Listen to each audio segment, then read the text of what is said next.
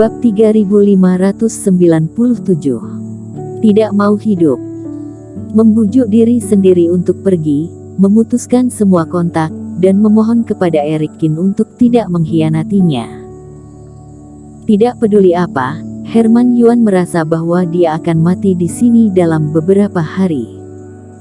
Aku tidak pantas dipanggil senior. Tapi bagaimanapun, aku doakan semoga teman seiman beruntung. Herman Yuan tersenyum dan menghindari pertanyaan Erikin. Dia tidak banyak bicara, dan berbalik dan berjalan ke dalam kabut darah. Bajingan ini benar-benar memalingkan wajahnya seperti membalik buku.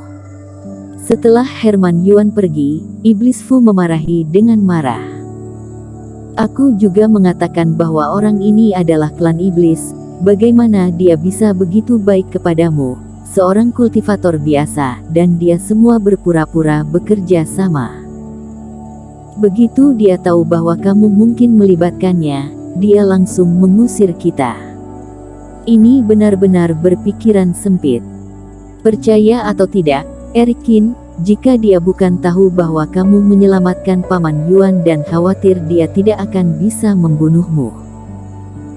Dia telah berbicara terlalu banyak denganmu sebelumnya dan itu tidak nyaman untuk bersikap tidak memberimu wajah yang baik. Dia dari tadi sudah turun tangan. Mungkin. Pokoknya, ayo cari tempat dulu.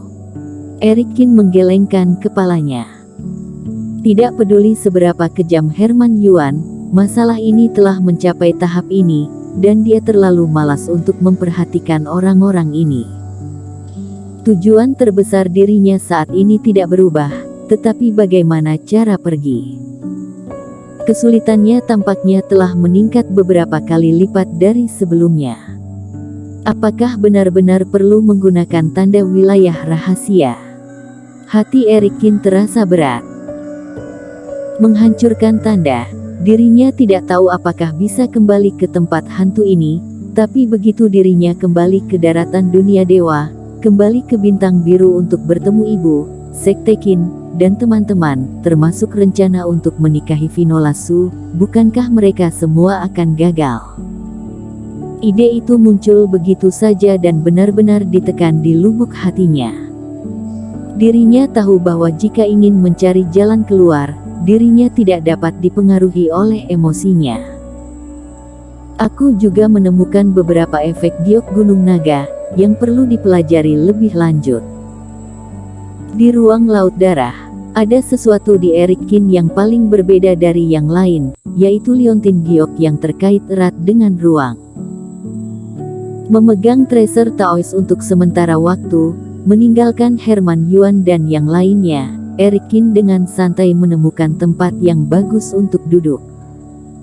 Sepanjang jalan, dirinya juga mengumpulkan banyak tanaman yang bisa menyalakan api suci. Di sini, Erikin menyempurnakan api suci, dan kemudian meletakkannya di rak tracer Taois lagi. Pada saat ini, meskipun tracer masih belum bangun, setidaknya dia tidak berbicara omong kosong lagi, dan darah merah di kulitnya juga memudar. Sepertinya benda ini benar-benar berperan. Jika bukan karena takut aku akan berbalik setelah tertangkap pada akhirnya, orang ini mungkin bahkan tidak mau memberikannya api suci. Pikir Erikin. Tenang dan tenang lagi. Erikin baru saja mempelajari liontin batu giok untuk sementara waktu, dan api tiba-tiba bergetar beberapa kali. Tidak jauh, kabut darah terpisah, dan sesosok tinggi muncul. Namun, tidak seperti kultivator biasa, sosok ini hanya memiliki satu lengan. Kamu ingin bertarung denganku lagi?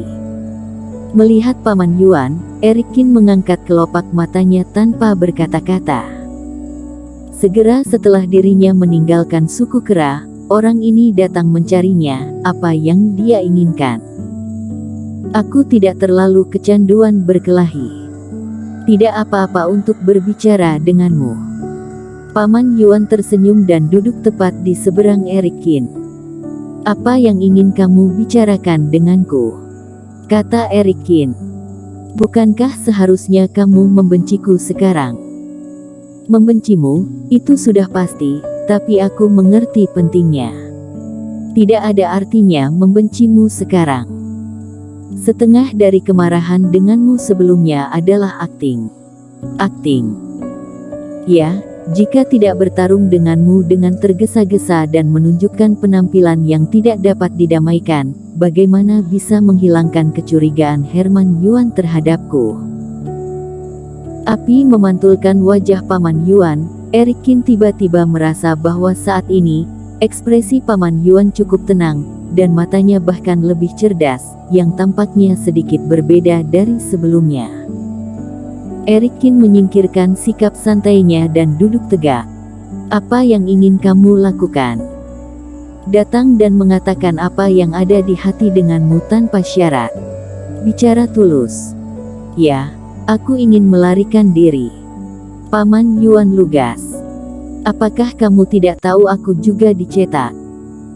Ya, Herman Yuan telah mengumumkan di tempat, melarang semua orang berhubungan denganmu, jadi aku datang ke sini secara khusus. Hah? Eric Qin menatap Paman Yuan secara tak terduga. Tiga Raja Iblis mengetahui bahwa mereka hanya memiliki 2 atau 3 hari tersisa untuk bergerak bebas, takut untuk menghindarinya dan memerintahkan anak buahnya dengan keras. Akibatnya, Paman Yuan, orang ini, memiliki keberanian untuk datang. Jangan ragu, dan jangan berpikir aku punya niat lain. Sejujurnya, jika kamu bekerja sama dengan Herman Yuan, aku tidak perlu menghubungimu sendirian. Selama kamu bisa melarikan diri, aku juga. Kata Paman Yuan lemah. Tapi Herman Yuan pengecut. Dia menghargai hidupnya dan tidak berani menghubungimu, jadi aku harus datang kepadamu jika aku ingin pergi. Tapi aku hanya punya 2 atau 3 hari lagi, jadi kamu percaya padaku? Kata Eric Qin. Tidak, aku tidak mempercayaimu, tapi aku hanya tidak ingin hidup. Kata-kata Paman Yuan membuat Eric Qin mengerutkan kening lagi. Aku tidak bercanda. Paman Yuan menggelengkan kepalanya.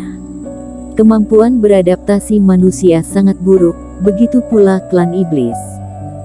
Jangan merasa bahwa hidup di tempat yang gelap dan tanpa harapan seperti itu tidak tertahankan. Selama butuh waktu lama, semuanya bisa beradaptasi. Hal yang paling mengerikan adalah bahwa master yang telah lama tinggal di Pulau Darah terbiasa dengan tempat ini, dan dengan demikian memiliki hati yang sabar.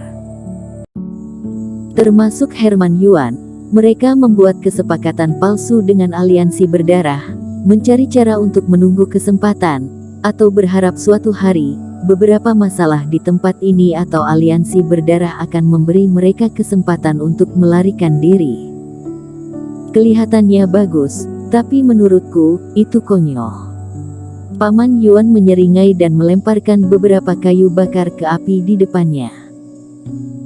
Kaisar Iblis Kera pernah mengajariku sebuah kata, jangan berdoa agar keberuntungan datang tanpa alasan, atau tiba-tiba disukai orang lain dan berhasil.